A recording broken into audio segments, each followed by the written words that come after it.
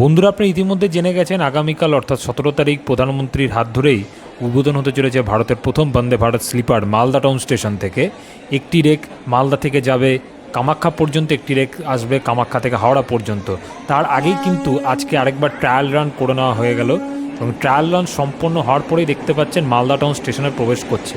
এবং মালদা টাউন স্টেশনের একটা জিনিস দেখুন, লাইনগুলোকে রং করা হয়েছে, কি সুন্দরভাবে সাজিয়ে তোলা হয়েছে।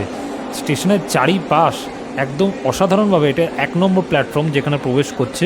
এ দেখুন পুরো একদম পতাকার তিরঙ্গার একদম আকারে সাজানো হয়েছে। পুরো 2 নম্বর প্ল্যাটফর্মকে কী সুন্দর সাজানো হয়েছে।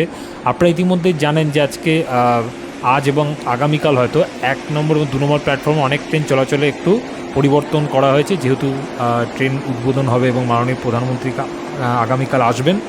এবং কালকে সত্যি কথা বলতে একটা ইতিহাস তৈরি হতে চলেছে ভারতের বুকে, একটা ইতিহাস যে এতদিনের আশা, এত আশা যে কবে হবে, কবে বন্দে ভারত স্লিপার হবে। আমাদের মানুষের যে এতদিন ধরে, যে আমরা এতদিন ধরে অপেক্ষা করছি না, সেই অপেক্ষার কিন্তু অবসান আগামীকাল হতে চলেছে।